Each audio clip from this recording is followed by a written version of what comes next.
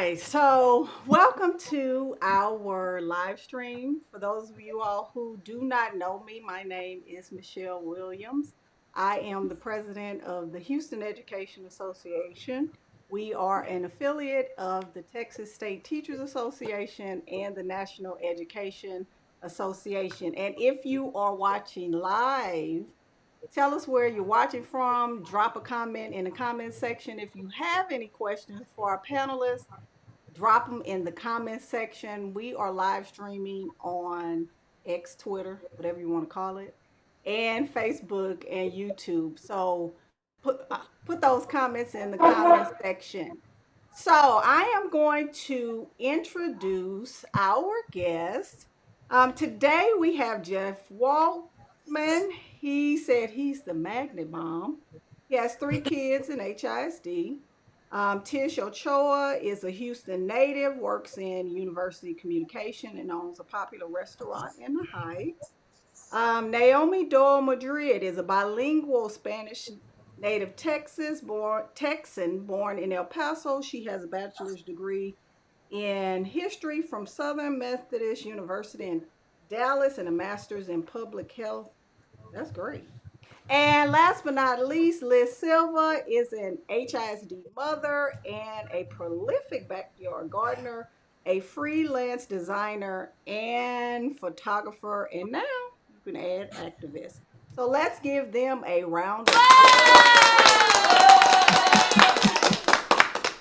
So I'm going to go ahead and let them introduce themselves. We're going to start from top left to right and go. We'll start with Liz. Hello, I am Liz Silva. I have 2 kids in HISD. They're at a fine art magnet school. I have been paying attention to the takeover since it started. However, embarrassingly, shamefully, I didn't get very loud about my opposition until my kid's school was targeted by NES and the media. And since then, I've spoken at numerous board meetings, rallies, I've organized protests, spoken to the media, I've organized sick-out days. I'm now the PTO president at my kid's school, where I continue to just help engage our community and keep everybody, focused on what's best for our kiddos. I have really been loving to see where advocacy can build and engage a community. All right, next, Jeff. Thanks, Michelle. I'm Jeff Waltman. You introduced me, I guess I'm filling the role of Magnet Mom here. Sort of jokingly, I'm not a mother, but I definitely have a tremendous amount of respect and have been amazed at the vigorousness of advocacy from our mothers in the community for sure. Honored and somewhat intimidated to fill that role tonight. I have 3 kids in HISD, 2 in a magnet middle, and 1 in a Vanguard elementary school. And I think my initial activation into advocacy was during the principal evaluation instrument time when, like a lot of other parents, I became more aware of the importance of our voice directly to the board. And I'm totally excited to be here. Thank you, Naomi. Hi, everybody. I have 3 kids. I have a HISD graduate, and then I have a child in middle school and then one in elementary school. My kids are in non-NES schools. They are both in fine art programs. My advocacy began around 2009 when the first magnet cuts hit my oldest child's school.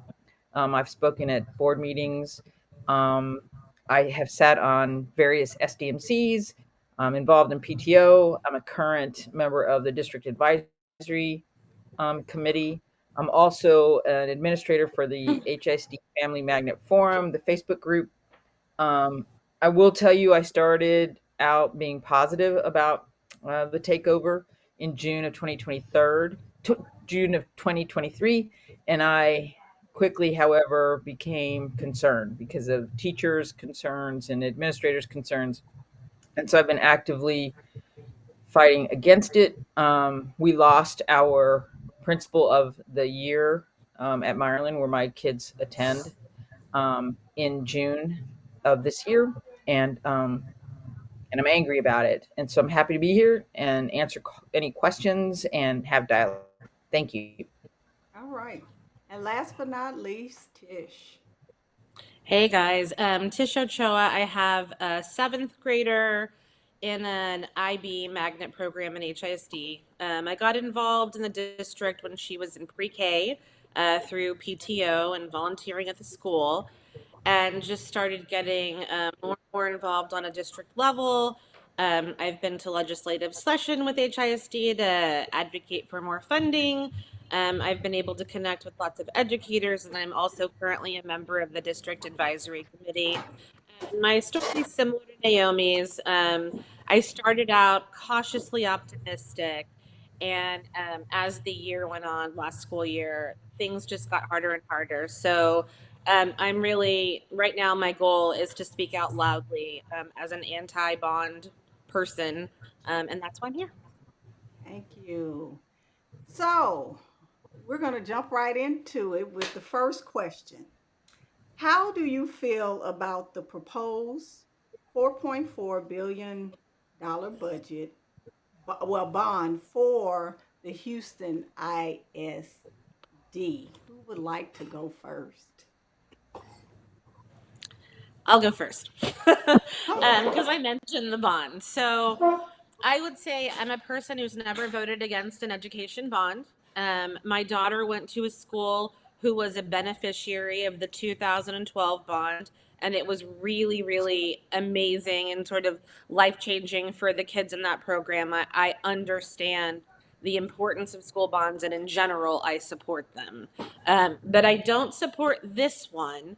And specifically, the reason why I don't is what I've seen since the takeover started and since we've been engaged.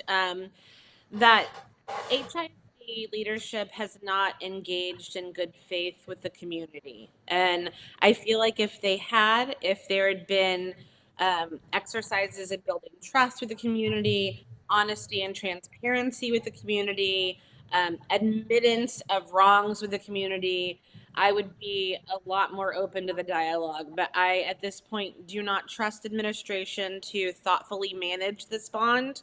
And I do not have trust in the intentions of administration at this point. All right, very good. Anyone else want to take a I stab would at that? go. I would go so far as to talk about, or I would talk about the fact that, you know, when Mike Miles came in, he identified 28 schools, and I was supportive of that because I believed that those schools needed additional resources and support. I don't know about the whole NES thing, but I wanted them to have more resources and support. But his creep into expanding the NES program when it's expensive to run, and then expanding it even again in the spring, I just don't have a lot of confidence in his fiscal management. And looking at the expenses we have, his under his plan, the deficit is growing. And can we really afford um, more deficits and spending that might not be effectively monitored by the board of managers? And that's a good point. And come from a teacher's perspective, I taught in the original 28 schools. And I always put a disclaimer on this. HISD needed change. I left in 2009 when Terry Greer came in. And when I came back, HISD to me was a shell of itself. So much had taken place in 5 years. We had schools that were failing. When I left, the only school that was in trouble was Sam Houston High School, and I came back to a mess. It was just literally a mess. And you're correct. Our budget is out of control. And we don't even know what the deficit is, but I know there is one. I Yeah. do. But it's out of control, and the board of managers are not doing what they're supposed to do, you know, for whatever reason. And I could speculate, but I'm not. But they're not upholding what a board member saying that you have the powers of our elected board, and they're not using them. Right. Anybody else I want would, to answer? Yeah, I I would think say Oh, I'm sorry. Go ahead. Sorry. I think we're all pretty aware how our district does need infrastructure, repairs and security upgrades.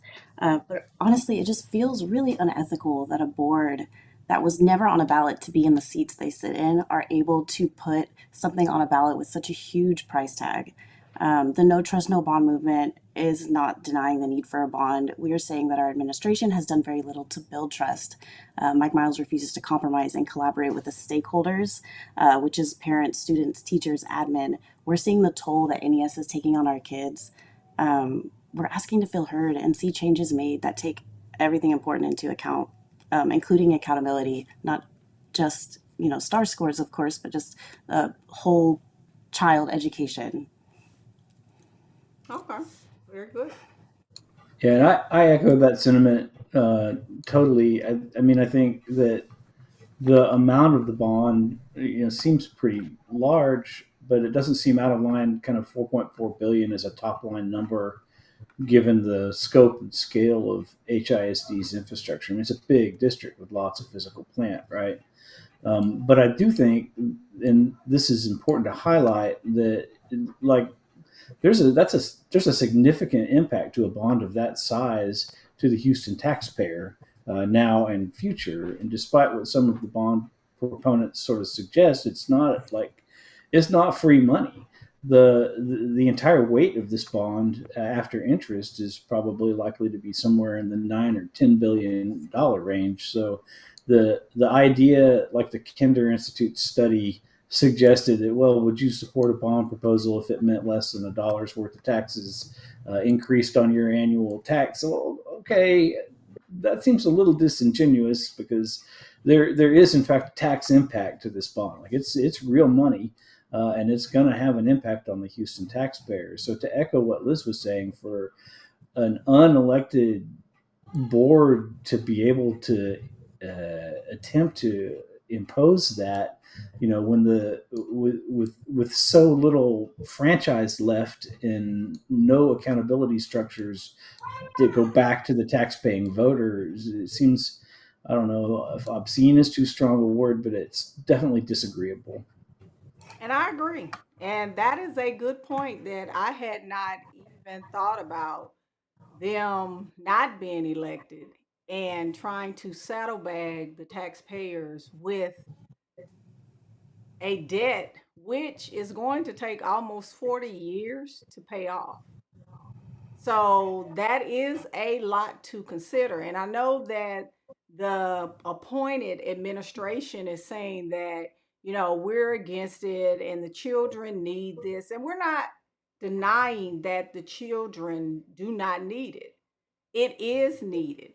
But to your point is, do why should taxpayers give an unelected board through an election the right to add debt to HISD? And they're not going to be here even to see the bond carried out. And you can't change it afterwards. You can't. Mhm. Because once it's voted on, that is it. And you'd have to take it back to the voters, from what I understand it, to get any changes. Yeah, I also think that there are some bond advocates that say, Mike Miles won't be here when this bond is finished or when it's carried out, right? This is one of their things that they say, but he is here for the creation of the plan, and it's with his vision and his direction. And I don't want some of our best and brightest schools to be rebuilt in his like with his vision in mind, right? I want them to be Yeah. built with the vision of our communities in mind and our future. So I think that's something that we need to consider. Like, he may not be here when the bond is finished, but all of the crafting of the bond, all of the direction and priorities of the bond are his priorities. And that's something that we need to make people understand. Absolutely. Which leads into my next question. You, like you said, your child or children were recipients of the 2012 bond. This question is, can you share any specific examples of how community input has influenced past decisions in bonds in HISD. So how is what this board of managers is doing versus what was done in the past? I was pretty actively involved in some of the. I was in really deeply involved in the PTO when the bond was happening on our campus, on our elementary campus, and the entire community was involved. We had a whole committee. There were architects. There, I'm a designer. There were parents. So there was community input, and we had a principal who was just like super deeply involved in every single aspect of the process. And even with that, there were delays, there were overruns, there were budget issues, and there was mismanagement of that bond, not on our campus, but in general. There was lots of theft from that bond. So I feel like building is complicated, construction is complicated. You have to be really organized and really have all of your ducks in a row in order to manage this great amount of money. I personally don't even trust this administration with their operating budget, much less billions of dollars for a bond. Anyone else want to add to that? So, my elementary school, we got a brand new building, and it was completed, I think, around 2019, 2020, we moved in right before COVID. And we have severe AC issues right now. It's a fairly new building, but the thought process, I get the the process. I wasn't involved in the committee for that building, but it just is astounding to me that every Monday morning this AC is not working, and we it's it's a problem because we have instruments on our campus, strings instruments that have to have a particular temperature in the building at all times, and so it makes me question whether or not, I mean, if it didn't happen well in 2012 and now we have an administration that I'm not 100% sure of it, how can we ensure that there will be quality outcomes? And I'm also zoned to Westbury High School. In 2012, we were supposed to get a new high school. We didn't. We got new sections renovated, but it was a very frustrating process. I went to those community meetings, and so what I've learned is what they put on paper to begin the process is not necessarily what you're going to end up with as a product. And so they can offer us the world today, right? But we don't really know because we don't, I mean, for me, I don't I don't trust the people making these decisions right now. And that's fair. That's fair because even then, you know, there are a lot of communities that are bitter from the 2012 bond. I was at Congresswoman Sylvia Garcia's meeting, and there was a citizen from Second Ward, and she said they are voting no. She said because they never get what they're promised. And she Right. said they have never voted against a bond. She said she couldn't even get people to come to the meeting because they was like, it's pointless. I'm voting no. So that's understandable. And that's a good point. People need to understand that what's in the bond you don't necessarily get because they it was just a mess. I read some of the articles about the 2012 bond. It was a lot. It was a Yeah. lot. Anyone else want to add? Yeah, I'll jump on that a little bit because I think it's important um, not to be uh, glib about the fact that the need for improvements that a bond could finance isn't equitably distributed, right? The rain like doesn't fall on everybody equally. It falls a little harder on the kids that don't have umbrellas, and that kills me. Really, I take really seriously that understanding in the lens of opposing support for a bond. But it just, like Naomi said, like there's like you, I have very little confidence that a bond is going to be competently administrated and is going to produce umbrellas for anybody, regardless of where the need is. It might produce some adult sized spin bikes, I guess, but those aren't real good at keeping the rain off your head. I mean, it's like rejecting the bond. I mean, no amount of money incompetently administered is going to help. Is going to help anybody. So it's hard to. It's kind of a hard pill to swallow, but it's not a matter of do we do this so that everybody can get what they need, or some people who really need things badly can get those things. It's a matter of nobody's going to get anything if we do this now. Absolutely. To your question. Oh, go ahead. Oh, I don't. If there's more commentary on that, I'll be quiet.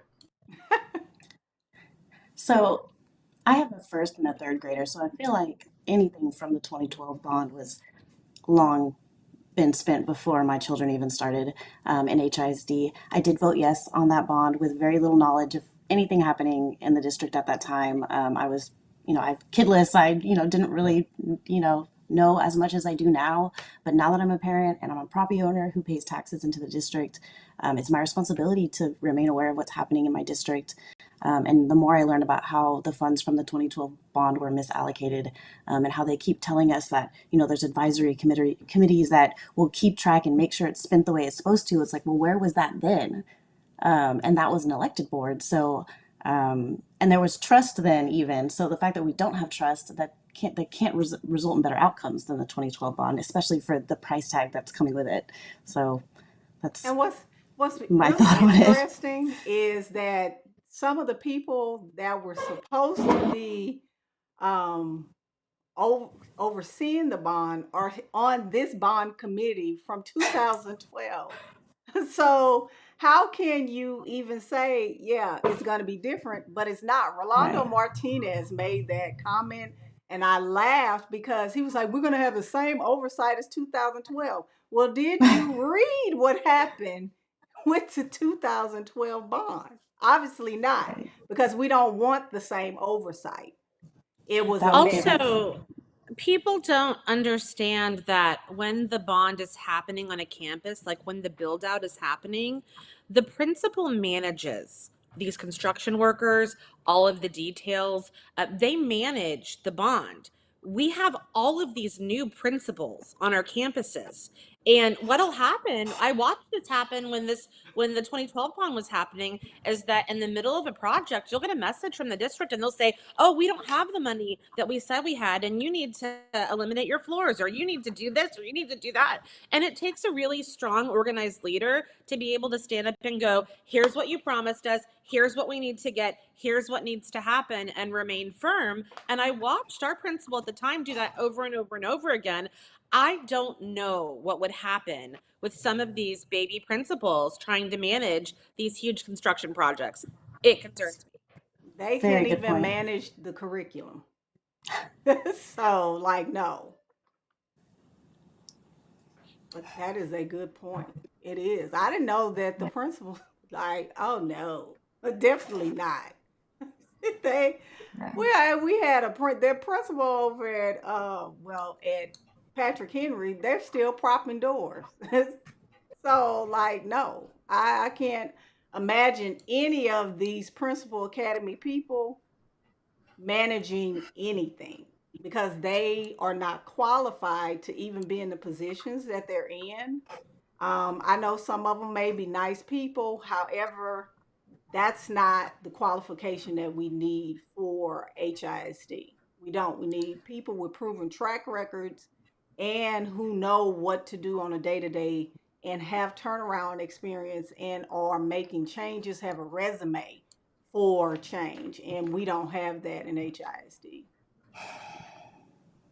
So your reminder about the principal situation, in light of the question about community, examples of community input that actually have influenced past decisions. I don't. This is like in retrospect, I don't know how effective that influence has been, but it makes me think about the public furor that arose over the principal evaluations when the list of, principals on the naughty list got leaked out to the press and published in in the Chronicle, and it caused a big uproar because people started seeing some really good, principles on that list. And you all will all remember it because you lived it. But the number of attendees and comment periods in the board of manager meetings became much lengthier and much more acrimonious, and eventually it became such an embarrassment, I guess, to Miles and the administration that they rolled that back. Like they said, okay, well, we're not going to use the principal evaluation instrument, the one that wasn't approved by the DAC that probably violates district policy and maybe board policy. We're not going to use that. You guys, relax. Okay, we hear you because of the effective community influence. We're gonna walk back on that. But then what happened? Like, they used all of the data from that instrument while nominally not using the instrument. It was just a way to placate the embarrassment that was happening in the moment. And he went ahead and fired those people anyway. I mean, Yep. Principal Engler, gone. Principal Barry, gone. He had no intent. Yeah, the extent to which we're going to get community engagement from Mike Miles while he's in charge of this administration, I think has been demonstrated to us really clearly. If we embarrass him enough, he's going to make believe that he's going to capitulate in some meaningless way. But there is zero chance this guy is going to deviate from his goal number one, Right. which is at all costs and no matter what, make sure that I have a way to say that NES as a system is great and is transforming public education for the better, because that's his goal. Everything else is seen in alignment to that or not, and there is no chance that any community engagement that he accepts it's going to steer him away from that course. That is And very true. the board, the it doesn't surprise me that Miles is super NES focused. He never said he wasn't going to be. He was very open that that's what he was going to do. But the job of our board is to say, here are our priorities, and here's or what our communities are asking for, and here are the job of our board is to hold him accountable and to hold to make his voice representative of the community and to push back on him and to say no when his vision doesn't align with our values. And I'm disappointed that I haven't seen that. And a lot of these people on this board are longtime Houston residents. They have children in the district. They came in, very excited for positive change. I believe that their hearts were definitely in the right place. And I think that they are for many of these people. But the thing that alarms me is that it feels like um, they haven't been educated, or they don't necessarily have the knowledge, or they're not getting their questions answered in the way that they need to be able to make informed and educated decisions. And as such, it seems that they're hesitant to hold him accountable, and they need to hold him accountable. And if they were holding him accountable, I might feel differently about this bond. But I haven't seen that. Yeah, and you're not, because they are too busy, um, with their own agendas. Which, and I'm not saying that doesn't happen with an elected board. However, this board, it is very clear where their focus lies, and it's not supporting the school district. It's not in their best interest. It's not in the student, staff, nor parents and the community.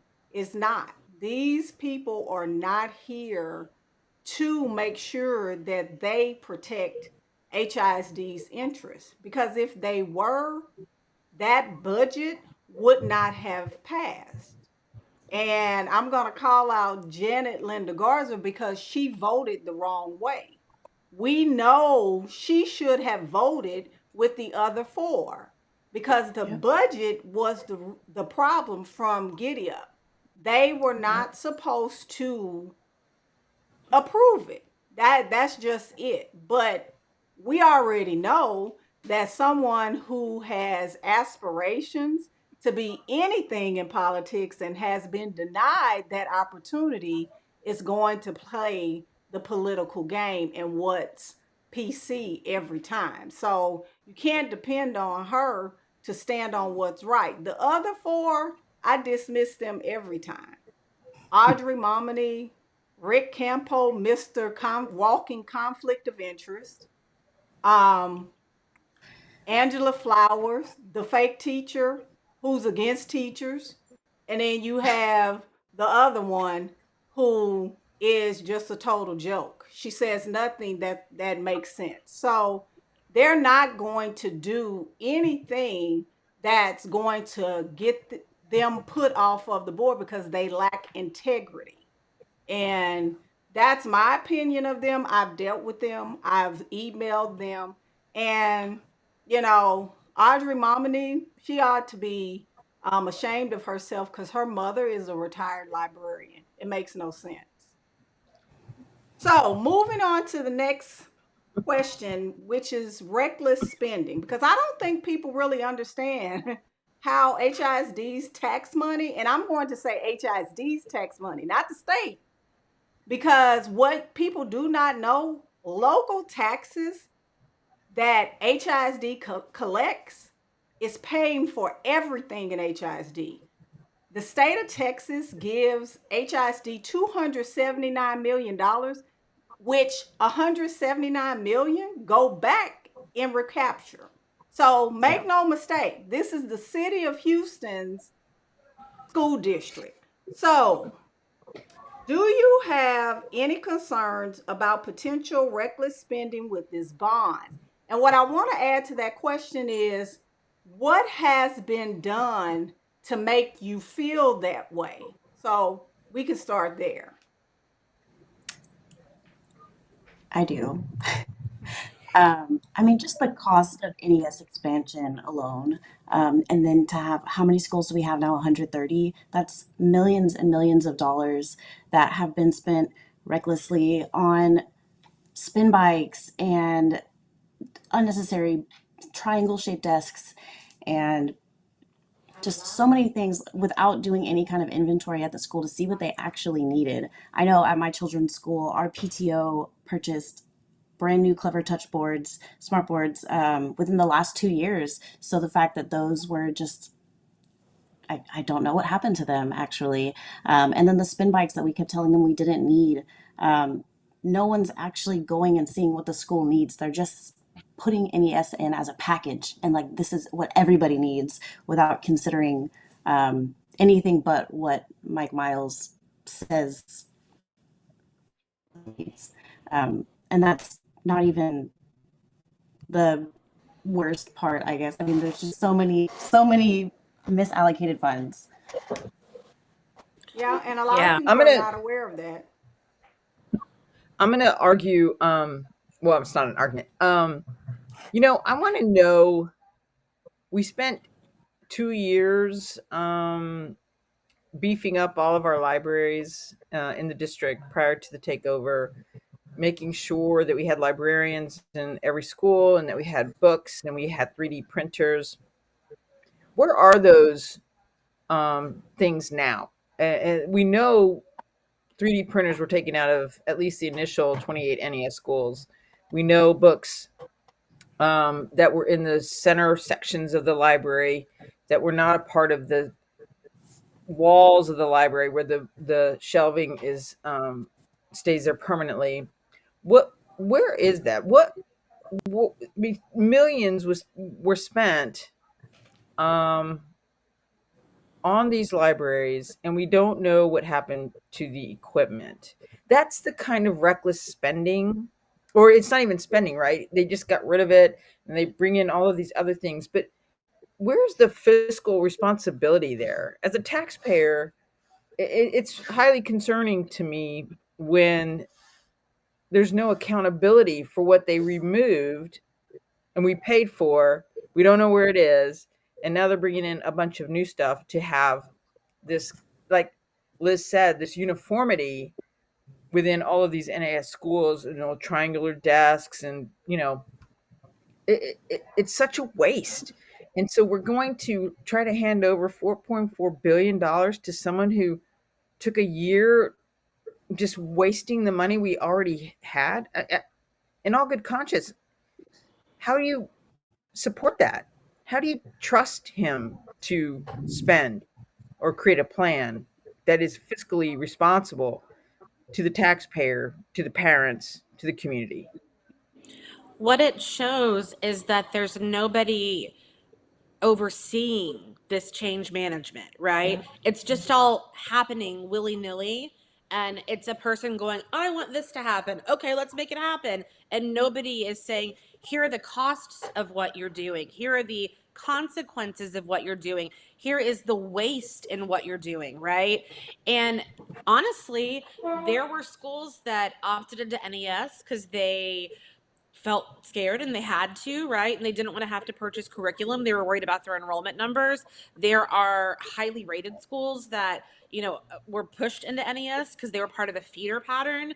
Honestly, if he eliminated 50 schools from NES, schools that really shouldn't be in it anyway, he could pay for these safety upgrades and these AC fixes just by doing that. He could. And still, balancing your budget, it's being responsible and accountable to your own expenditures. You want something, find the money to pay for it. Don't ask us for more money. And let's not forget the fact that when he came in, we had an excess fund balance, and he knew it, and he started spending immediately. And $1 million at a time if he wants to. Yes. Right. the $1 million board of at a managers time. just gave him carte blanche with that expenditures. And I think now I don't talk to them, but I mean, I would hope that they would sit back and go, well, that was probably not the best thing to do. But to go off what Tiff said about how nobody is saying anything and they just do whatever he wants. We're the ones who are saying something though, but we're just called adult noise, and that we're not considering what children need. We're considering our adult needs, and everything that Rick Campo says about us. It's we're the only ones who are, I feel like, are calling them out on the fiscal irresponsibility, and it's frustrating that no one's listening on their end, at least. I think want to see another. some common sense, right? Sorry, Jeff, like some common No, go ahead. sense financial discussion, and I haven't. Right. Look, it's a I'm going to go really one step important further. observation I think that Tish made. Was it like, and I'm with you, Naomi. I mean, the guy's not trustworthy. Like, if the question is there risk of irresponsible financial management? Is that because Mike Miles isn't trustworthy? Well, yeah, but also because there are no meaningful accountability structures. I mean, so it would be better if he were trustworthy. But even if he's not trustworthy, there should be accountability structures to protect us from mismanagement of finance, and those are not there. We have no governance. At least the board has not demonstrated any willingness to say no to them. I mean, and they've had a lot of opportunities, right? So, if the question is, what specific concerns about reckless spending do I have? And my answer is, in the absence of accountability structures, every last part of it concerns me. Yeah. And one of the poster comments is that wasted paper is a loss to taxpayer dollars. Lessons are designed day by day. There is no teaching, duplicate, 300 pieces of instructional paper. If the paper is not used for that day, the paper is tossed in the trash. Wow. Yeah. And paper is expensive. It is. And they are going through paper like it's water. It really is. And it makes no sense. And before Miles came into the district, HISD had pledged to reduce its footprint as it pertained to paper. None of that exists any longer. Like, those things don't exist. That's why we purchased the LMS system, um, full Canvas. We had the other one, I forgot the name, but we had Canvas before to help with that. Canvas is just a secondary thing now. We pay a lot of money for it, but it's not being used appropriately. It's not, because they're putting out these resources for teacher, and it's based on paper, constant paper. And I wish someone would do a public information request on how much money the district is wasting on copy paper. We probably could get it from Office Depot, because at last year they put a limit on how many response cards or index cards that HISD could purchase because they were purchasing all of them. So, all right. So, getting down to the hard questions. Are there particular reasons you believe parents should not support the bond? And I'm going to add a little commentary with that. So, people are saying, like, I get, well, why would a teacher oppose the bond? What kind of organization are you? One that has reasons as to why we would say no to a bond. So, if you get some of that have gotten some of that pushback, could you add that to that question? Are there particular reasons why you believe parents should not support the bond? I think that bond supporters, the easy thing to say is if you don't support this bond, you don't care about children. You don't love children, or you're fine with children being uncomfortable sweating or freezing, right? And to me it's a divisive and false argument. I think that those of us who have been in HISD doing work for a long time, or those of us like Liz who like had this crazy thing happen, have had this experience, we've all like had this thing where it feels like we're shouting into the wind, just asking for connection, for transparency, for just basic understanding of why these insane things are happening in our district. And instead of being met, we're told, you're a paid advocate, you want children to suffer, there's no genuine connection, right? So I feel like the average person who loves kids and who loves and supports public schools, you hear that there's going to be a bond on the ballot and you're like, of course I'll vote for that bond. That's the kind of person I am. But when you're in this and when you're really trying to have meaningful connection with this district and do work to help them, and you're basically told you're the problem, you're like, I can't support these people. Like, I can't, it feels wrong to put anything in the hands of these people. And I think that maybe is something that the average parent or somebody new to this conversation doesn't see. And because it is on paper, it does look like, Yeah. of course you don't want kids to suffer, you should support this bond. But the reality is our kids aren't supported in their schools day to day, and that's why we don't support the bond. Good point. Let me give Yeah. Right. a little applause Can on I that.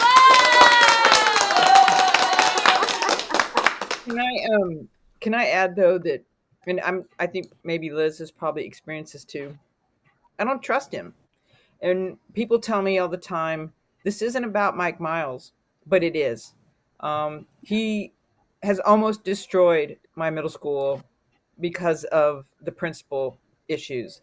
My principal was removed, he was forced removed, and yet in his time there this past year, under all of the stress, we improved by 10 points. You know, he should never have been removed. And it wasn't right. It wasn't ethical. It wasn't fair to our school community. So I don't trust him. And for me, it is about him. And I want to be able, I sit on DAC. He has lied to us at several meetings. I have listened to him speak to the board of managers and lied to them. And for all I know, I'm going to get in trouble with this when it's shown on Twitter, and maybe my schools will, there's going to be retaliation or whatever. But I, as a parent, teach my kids to not lie and to watch and hear the superintendent of our district lie to me, to my community, to my children. No, I don't trust him. I will not vote for this bond because of him. Yeah. And a lot of people are saying that this is about Morath and Abbott. And I have to, and I'm not saying that it's not, but our immediate threat is public enemy number one, which is the current appointed superintendent. He is our immediate threat to the survival and the education of over 100,000 children. So, yes, we're focused on him. And the long game, Texas is supposed to take care of Abbott and Morath. That is not a Houston issue. That's a Texas issue. Yeah. We're after Mike Miles and we Right. want him gone. That's Texas. They're supposed to take care of that through voting. I Right. think that's true, but I want to add a little color to that from my perspective. Like, and you know, and in the context of the question of why I think people, parents shouldn't support the bond. Frankly, I think parents, taxpayers, voters, anybody with a stake in public education in Houston, which is, by the way, all of us, regardless of whether we got kids in school, should vote down this bond. I think the number one reason is just like you said, it's our best and maybe our only good chance to get rid of Mike Miles. I think that it's likely that he wouldn't survive the embarrassment of a defeated bond, and that the critical support for him would be damaged enough that we could get rid of that guy. And that's an existential question for HISD. If he wants to call us noise in the wind or whatever, okay, that's fine. I can, I've got a strong back. I don't mind being insulted by somebody who's, got a self-aggrandizing agenda. But what I can't tolerate, what I'm really mortally afraid of for my kids, is that I don't know how much longer the district can survive his being in control of it. He's created a toxic work environment. We've got upwards to over 40% attrition, 40% attrition amongst teaching staff from last year to this. I mean, and I know that he said, well, that's a lot of low performers. No, it's low performers if your test of performance is rigged to be aligned to people who want to, get in line with your system. But even if it's some low performers, I mean, what organization could survive that? How much longer? It'll be decades before public education in Houston recovers if we don't get rid of this guy, and with haste. And I know how alarmist it sounds, and this is back to your point, Michelle. And I respect that, all problems are local problems and are fundamentally local problems. But I think that if we don't repudiate what is happening here in Houston, we're going to be seeing this pattern play out again in Dallas and San Antonio and Fort Worth and Austin and El Paso, the Rio Grande Valley. I mean, this bond is a line. It's a line, and we have got to hold it. And it's what we have, and we're, that's where we are. So. And one and thing that's a that the good point. state Go one ahead. thing the state did do is post-COVID gave us ESSER dollars to deal with one-time issues, right? Major issues. At things like fixing ACs and safety and security. And Mike Miles chose to spend the majority of that money on NES expansion Yep. instead of ACs. Yep. So when given access to large amounts of money, he will prioritize his vision over what is best and safest for our children. Yes. And we can say that that is a repeat of the 2012 bond, because didn't Terry Greer do the exact same thing? He took some of the money and used it for his little Apollo pet project. So it's the same scenario playing over and over again with somebody who is 20 times worse than Terry Greer. He was the issue with the bond. That's why I remember when the teacher from Northside, which was Davis at the time, sent the letter to the board about Northside not getting what it was promised in the bond. And that's what kicked off everything, because one of the board members read that teacher's letter. She was an English teacher at the board meeting. And it kicked off a firestorm, and he ended up leaving. And we're going to have the same, or if not worse, the same thing happen in HISD, and it's a waste. And we know this.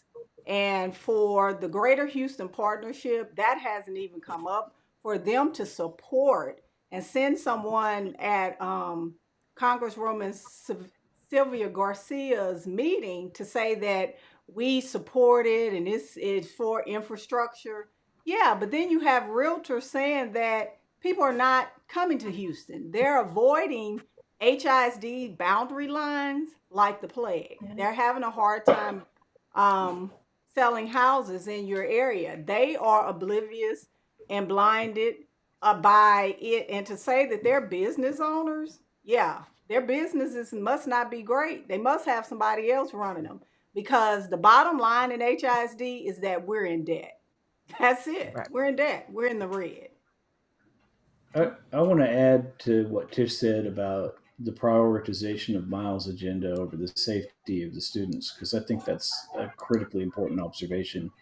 But even another way to observe that is this recent conversation about the closing and locking of doors. I mean, so if you're looking for something that's stark and disturbing to understand how important Miles' goal number one, make NES look like a successful system so I can go sell it to other people and make a bunch of money, you know, the community is the security community for schools pretty much universally acknowledges the importance of a closed locked door in the case of a shooter at school. There's, as far as I've read recently, and someone can correct me, fact check me on this if I'm wrong, but there are zero examples of a school shooter breaching a locked door. And we have, this makes me sick to even say out loud, a lot of data on school shootings. But HISD, under Miles' direction, is going to be obstinate and refuse to support the simple thing: let people close and lock their doors. Because, and this is ugly to say, but it's true, because it's not aligned with Mike Miles' number one goal. Nothing is going to interrupt or tamper with his NES system. Mike Miles' system is more important to him than the very life of your children. Now think about that for a minute. No amount of bond money is going to solve that problem. Rejecting a bond may very well get this guy out of our district and out of our lives.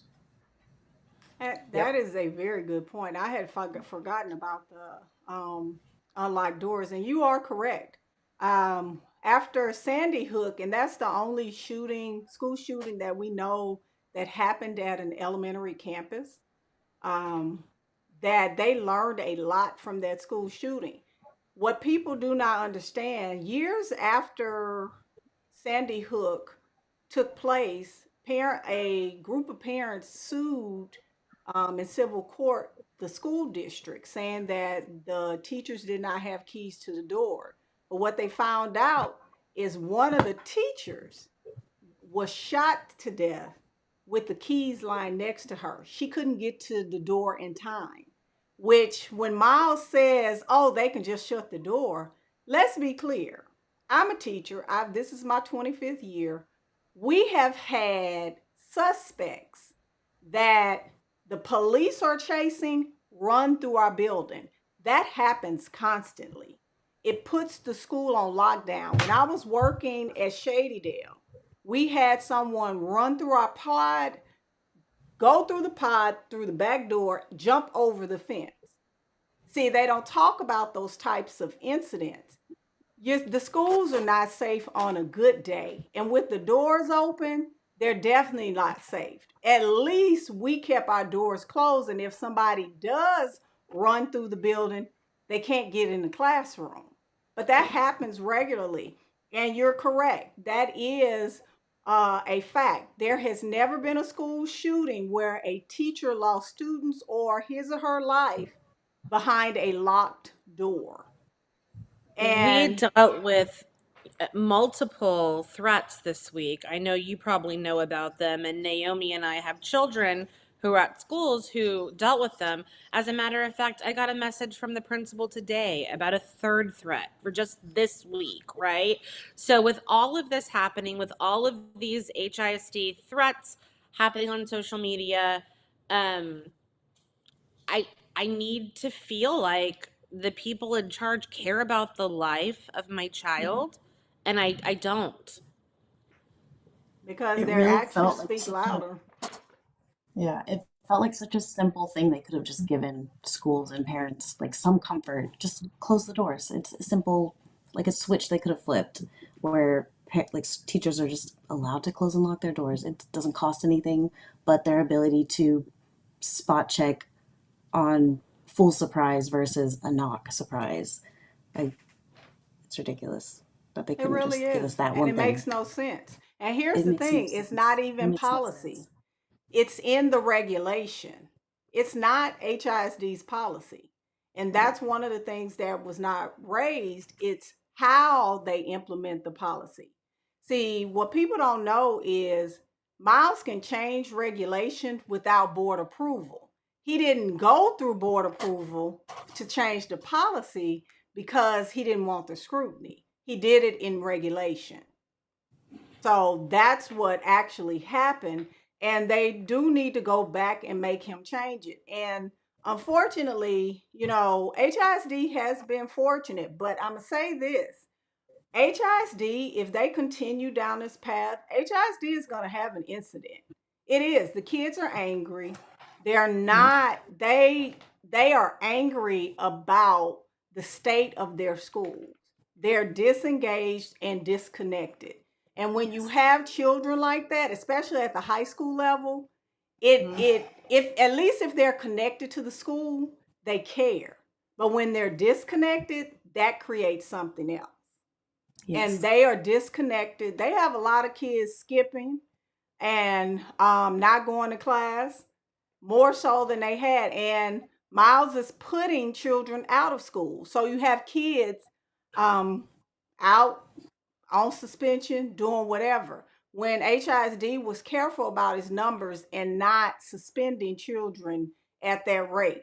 Was it a great job? Absolutely not, but it wasn't intentional. They are constantly expelling and putting and suspending children. So, moving on. So, we went to safety already. So, bond allocations and school closures. How do you feel about the proposed allocation of funds across different projects or needs? I think we know what the needs are, and well, his needs are, and it's to implement NES at all costs possible. I think it makes me sick to think that he's allowed to not only make these huge curriculum changes and culture changes to our schools, but with this bond, he's going to make major physical changes to our schools that would only support his culture and his vision and his curriculum. And they keep saying, like just said, that they keep saying that he's not going to be here by the time we start seeing the changes from the bond, but he's still going to be here. I mean, it's going to be like the ghost of him. He's going to be haunting us through his vision in our new remodeled schools, and that's just a huge red flag, or it should be to many parents and community members.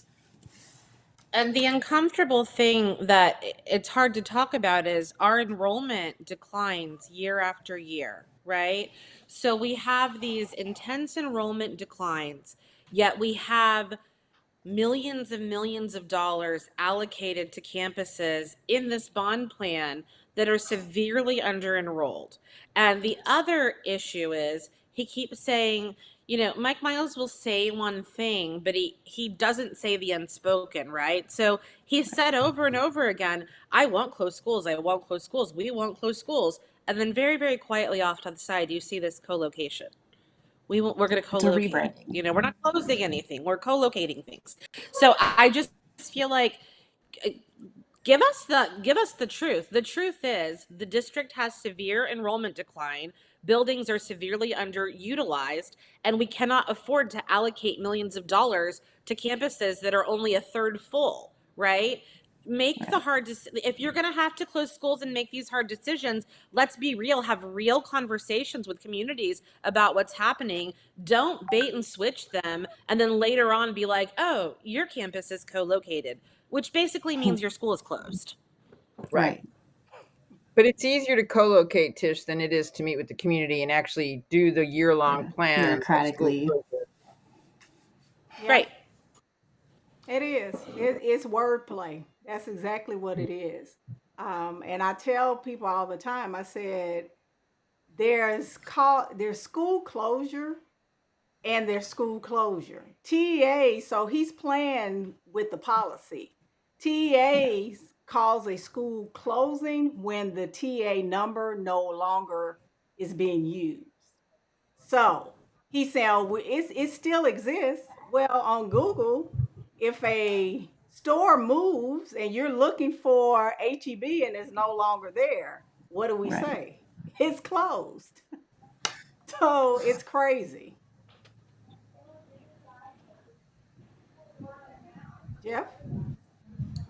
I was looking for the number. Couldn't find it off the top of my head, but and then Tracy will get after me for not knowing it off the top of my head. But like before they got embarrassed and they took the public data down from the dashboard, the membership numbers for this year after day Yeah. 3 were showing something like I think a 10% Yes. overage and decline in NES schools. I mean, over and above the decline in non-NES schools seems pretty clear if that data is good data, which I think it is, and I think I'd know.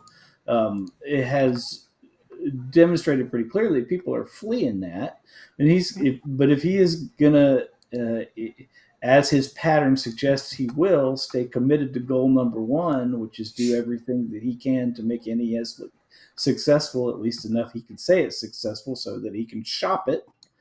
What does that mean to responsible spending of bond allocations or responsible allocation of bond funds? If he's going to continue to put money into pumping up NES campuses in the face of declines, specifically, accelerated declines in enrollment on NES campuses, it's worrisome. It is. The number, because actually it popped up on my screen. We screenshotted before they took it down. So day 3 enrollment was in the NES schools was down 9.62%. They have had 65,701 students, and enrollment at the non-NES campuses were down 3.17%. And they had 102,086 students enrolled on day 3. So 10% versus 3%. Correct. I mean, I think that's significant. It is. Mhm. It is, because I can tell you, our members are saying that their schools are overcrowded because the children are leaving the NES schools. And I remember Melissa Yarborough saying on social media that she took her children out because her son begged not to go back to Pew Elementary. He begged them. So, last question. What message would you like to pass on to other parents who are unsure about the bond? It's not an all or nothing proposition. If we don't have a bond right now, that doesn't mean we won't ever again, right? This can go back on the ballot as soon as we have a more stable district and we're in a better place with real checks and balances. Uh, I think that if we have a bond, if this bond fails, Mike Miles is gone, and a bond goes back on the next ballot, I think you'll see a whole different situation in terms of community support and the input that we're actually allowed to have. We could have a better, stronger, like more carefully managed bond with real honesty and transparency and community input soon. I Okay. agree with Tish. Yeah. I would also say that since we know the bond is going to take 40 years to pay off, there's probably not going to be another bond anytime soon after this one. So, do we trust that the bond plan that he's creating and the way he's allocating funds is going to work for HISD in the very long run and not just for NES implementation or NES curriculum? Really, like we're not we're not going to pay this off anytime soon, so we're probably not going to see any additional funds anytime soon either after this bond, if we hopefully get a new, better version soon. Yeah, absolutely. Like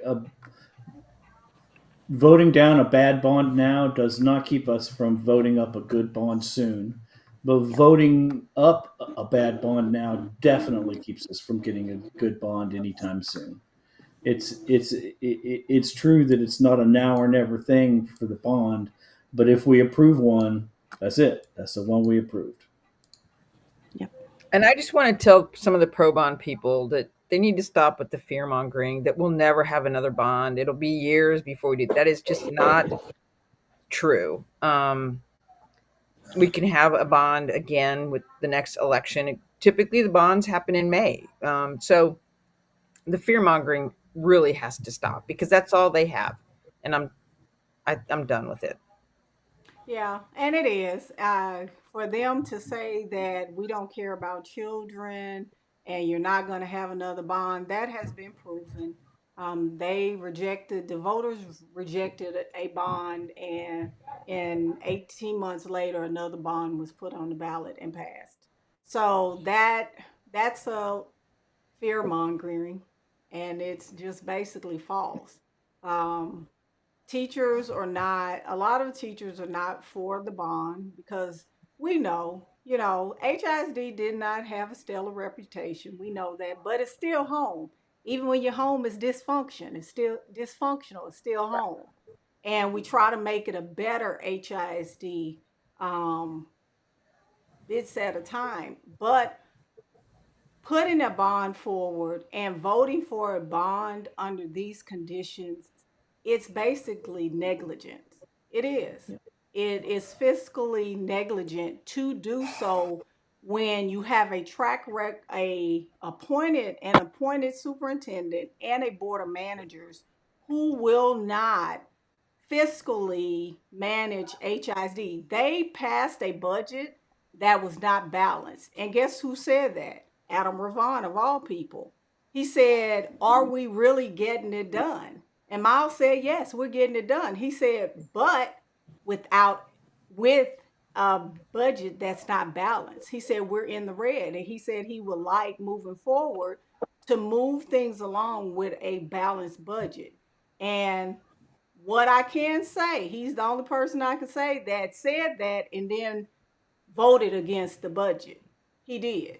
So if we had more people who would at least, like you said, Tish, say that no, we're not going to give you this, you may give it a second thought because you would have a board of managers that are actually looking out for the best interests of the school district, and we do not have that. So with that being said, I want to thank you all so much for coming on tonight.